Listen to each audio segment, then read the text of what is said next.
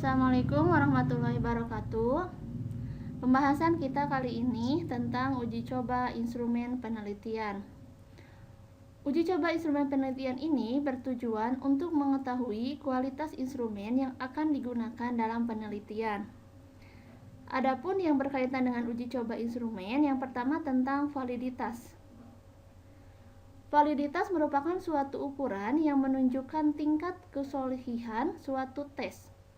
Suatu tes dikatakan valid apabila tes tersebut dapat mengukur apa yang hendak diukur. Yang kedua, tentang reliabilitas, yaitu serangkaian pengukuran atau serangkaian alat ukur yang memiliki konsistensi jika pengukuran yang dilakukan dengan alat ukur itu dilakukan secara berulang. Yang ketiga, tentang daya pembeda, digunakan untuk membedakan siswa yang berkemampuan tinggi dengan siswa yang berkemampuan rendah. Yang terakhir, tentang tingkat kesukaran, untuk melihat apakah soal yang dibuat untuk penelitian itu termasuk kategori sulit, sedang, atau mudah. Nah, di sini ada sebuah contoh. Seorang guru akan membuat soal untuk mengukur kemampuan pemahaman siswa kelas 8. Sebelum digunakan, soal tersebut diuji cobakan kepada 10 siswa kelas 9. Berikut skor yang diperoleh dari hasil uji coba tersebut. Ini adalah tabel rekapitulasi nilai siswa sebanyak 10 siswa dari 4 soal ini skornya. Nah, ini jumlah dari nilai yang diperoleh siswa dari soal nomor 1 sampai soal nomor 4.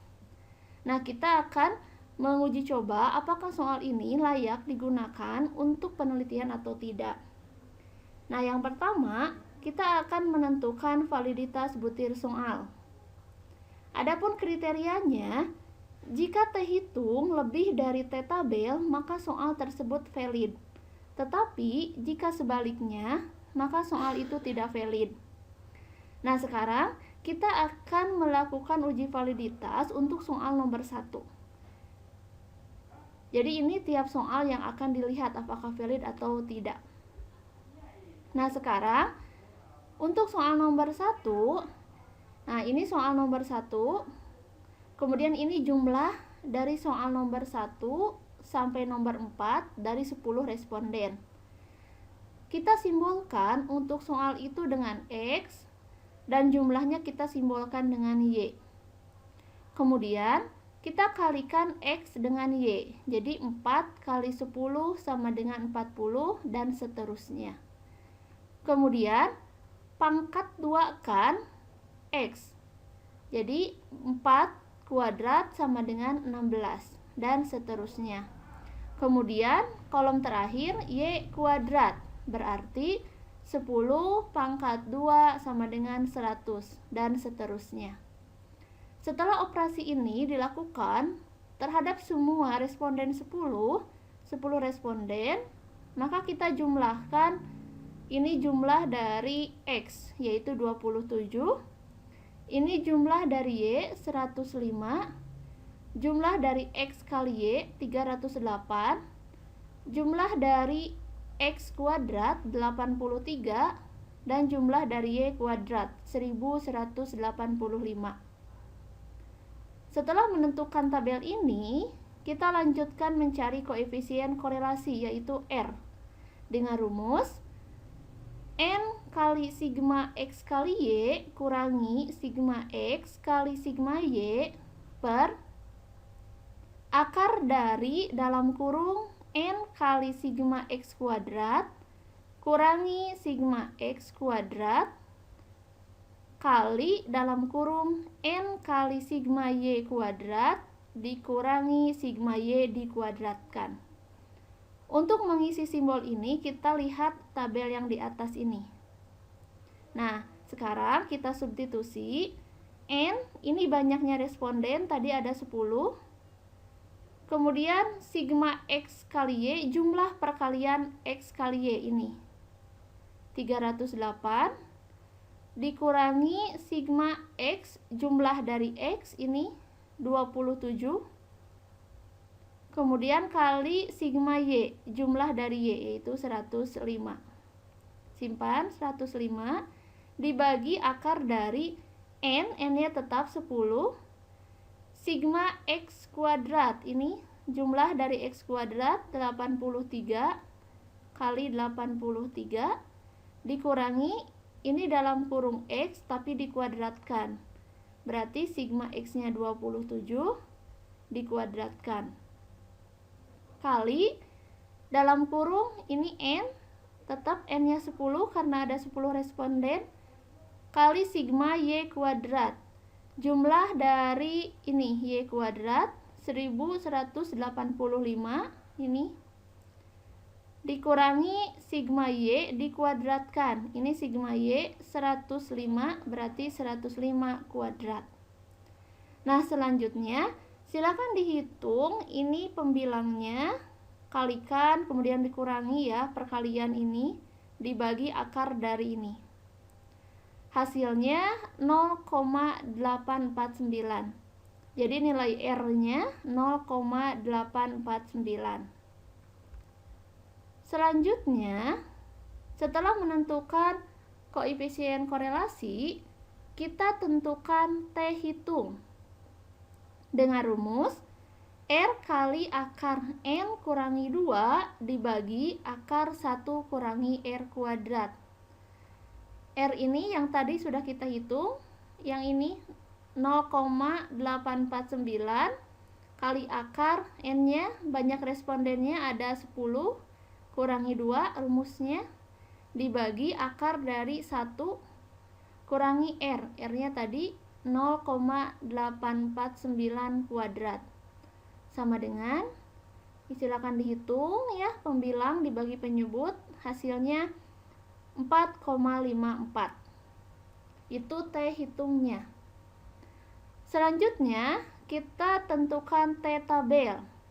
T tabelnya T alfa DK sama dengan N kurangi 2. Misal alfa yang digunakan adalah 0,05, berarti T 0,05, N-nya ini ada 10 kurangi 2 sama dengan 8. Jadi kita cari di T tabel dengan alfa 0,05 dan DK-nya 8. Kita buka T tabel ya.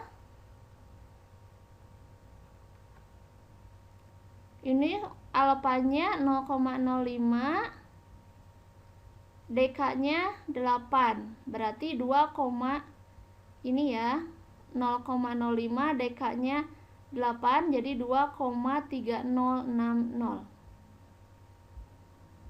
Nah, 2,3060. Sekarang kita bandingkan T hitung dengan T tabel. Tadi berdasarkan ke kriteria pengujian, kalau T hitung lebih besar dari T tabel maka soal itu valid. Nah, berarti ini T hitungnya 4,54, T tabelnya 2,3060. Karena T hitung lebih besar dari T tabel, maka soal nomor 1 valid. Nah, ini perhitungan validitas untuk soal nomor 1. Otomatis untuk soal nomor 2 juga caranya sama. Soal nomor 2, soal nomor 3, soal nomor 4 caranya sama. Mencari dulu tabel ini ya, kemudian menentukan R, menentukan T hitung dan T tabel, sehingga nanti diperoleh apakah soal nomor 1, 2, 3, 4 itu valid atau tidak. Selanjutnya kita akan menentukan reliabilitas. Reliabilitas ini nanti yang dipakai untuk menghitung reliabilitas adalah soal-soal yang valid. Jadi kalau ada soal yang tidak valid, itu tidak dimasukkan dalam perhitungan reliabilitas. Nah, berdasarkan hasil perhitungan, ternyata dari 4 soal yang tadi, yang valid itu cuma 3 soal, yaitu soal nomor 1, soal nomor 3, dan soal nomor 4. Jadi karena soal nomor 2 tidak valid, maka tidak dimasukkan dalam perhitungan reliabilitas. Nah, sekarang kita buat tabel ini soal nomor 1 tetap ya skornya nomor 3 dan nomor 4. Berarti jumlahnya pun akan berkurang karena soal nomor 2 tidak dimasukkan. Setelah itu, cari S, simpangan bakunya. Cari simpangan baku soal nomor 1, hasilnya 1,06. Simpangan baku soal nomor 3, 1,03. Simpangan baku nomor 4, 1,18. Dan simpangan baku dari jumlah adalah 2,79. Simpangan bakunya menggunakan rumus yang sudah kita pelajari sebelumnya. Selanjutnya, cari S kuadrat atau variansi. Tinggal dikuadratkan. 1,06 kuadrat ini 1,12. Kemudian variansi soal nomor 3 1,07. Variansi soal nomor 4 1,39 dan variansi jumlah 7,78. Ini. Setelah itu, kita masukkan ke rumus R. Sama dengan N per N kurangi 1 kali dalam kurung 1 kurangi sigma SI kuadrat dibagi ST kuadrat. Di sini, N dalam reliabilitas adalah banyaknya soal. Banyaknya soal yang valid, ini N-nya berarti ada 3. 3 dibagi N-nya tetap 3 kurangi 1 kali dalam kurung 1 kurangi, yang ini sigma SI kuadrat adalah jumlah dari variansi soal 1, 3, dan 4. Berarti jumlah dari ini. Nah, jumlah dari 1,12 tambah 1,07 tambah 1,39. Itu sigma SI kuadrat. Jadi sigma jumlah dari variansi soal 1 tambah variansi soal 3 tambah variansi soal 4. Hasilnya 3,58. Dibagi ST kuadrat, variansi jumlah atau variansi total yang ini 7,78. Ini 7,78. Nanti kerjakan dulu yang dalam kurung, ini juga kerjakan yang dalam kurung lalu dikalikan. Hasilnya 0,81. Jadi nilai R-nya 0,81. Nah, sekarang kita lihat. Ini ada interpretasi koefisien reliabilitas. Ini kategorinya. Kita lihat hasil perhitungan reliabilitas soal itu 0,81. 0,81 itu masuk ke sini. Nah, ada di interval 0,80 sampai 1. Maka interpretasinya sangat tinggi. Jadi kita simpulkan bahwa soal memiliki reliabilitas yang sangat tinggi. Jadi soal yang akan diuji cobakan itu memiliki reliabilitas yang sangat tinggi. Selanjutnya kita bahas tentang daya pembeda. Daya pembeda rumusnya dP sama dengan SA kurangi SB per IA. dP sama dengan daya pembeda, SB jumlah skor kelompok bawah, SA jumlah skor kelompok atas, IA jumlah skor ideal kelompok atas. Interpretasinya, jika dP-nya kurang dari 0, maka sangat jelek. Kalau antara 0 sampai 0,2 jelek. Kalau dari 0,2 sampai 0,4 cukup. Kalau dari 0,4 sampai 0,7 baik. Dan kalau di antara 0,7 sampai 1 itu sangat baik. Langkah untuk mencari daya pembeda, kita urutkan. Tadi kan ada responden ya, ini yang valid saja, soal yang valid, yang soal 1, 3, 4. Kita urutkan skor yang diperoleh siswa itu dari skor tertinggi. Jadi diurutkan. Berarti siswa kelima ini mendapatkan skor yang paling besar. Jadi urutkan berdasarkan jumlahnya. Ini sudah diurutkan. Lalu kita bagi menjadi kelompok atas dan kelompok bawah. Karena ini respondennya 10, berarti pembagiannya ambil 50%, 50%. Berarti 5 orang kelompok atas, 5 orang kelompok bawah. Tetapi jika jumlah sampelnya itu lebih dari 30, maka ambil 27% kelompok atas dan ambil 27% dari kelompok bawah. Nah, sekarang berarti yang warna biru ini untuk kelompok atas, yang warna hijau ini untuk kelompok bawah. Nah, selanjutnya kita pisahkan. Ini yang kelompok atas, cari jumlah dari tiap soal. Soal nomor 1 16 jumlahnya. Soal nomor 3 18, soal nomor 4 17. Begitu juga dengan kelompok bawah, sama. Jumlahkan soal nomor 1 ini 11, soal nomor 3 10, soal nomor 4 8.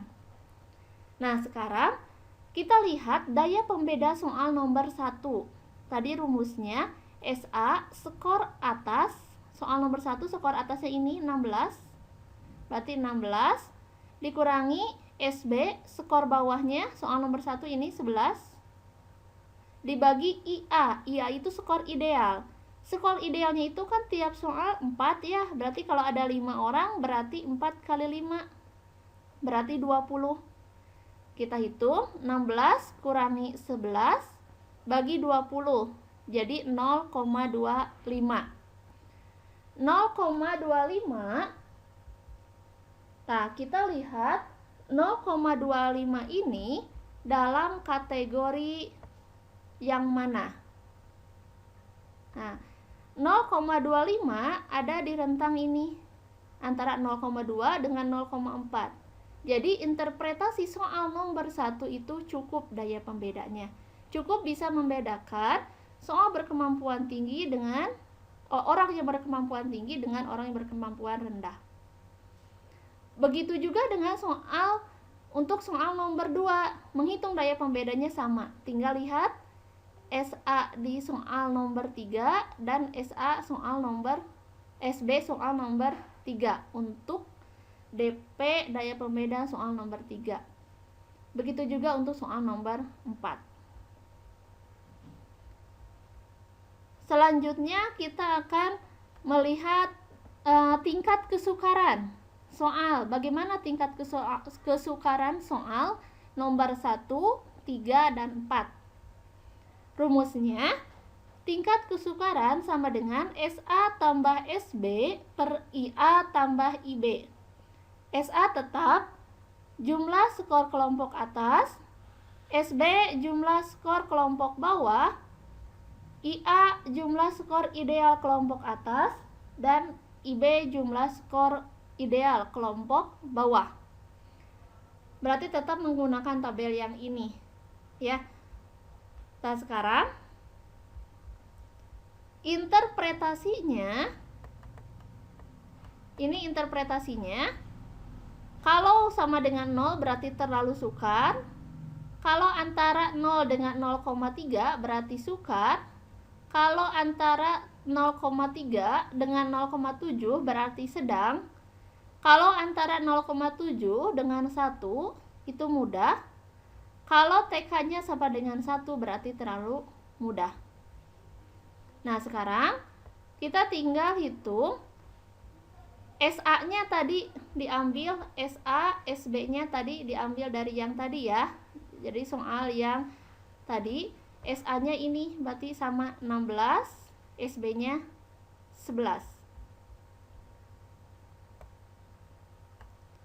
Jadi SA-nya 16 tambah SB-nya 11 per IA. Ideal kelompok atas itu kan 4 ya, karena idealnya 4 dikali 5 orang berarti 20. Yang IB juga sama, idealnya itu 4 kali 5 orang jadi 20. Berarti 16 tambah 11 bagi 40 sama dengan 0,657.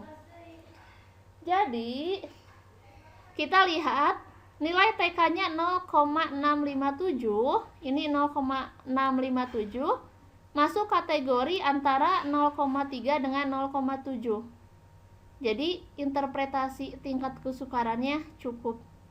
Berarti untuk soal nomor 1 memiliki tingkat kesukaran yang cukup. Untuk menentukan tingkat kesukaran soal nomor 3 dan juga soal nomor 4 caranya sama dengan soal nomor 1. Itu adalah penjelasan tentang uji coba instrumen penelitian. Mudah-mudahan bisa dipahami. Terima kasih atas perhatiannya. Assalamualaikum warahmatullahi wabarakatuh.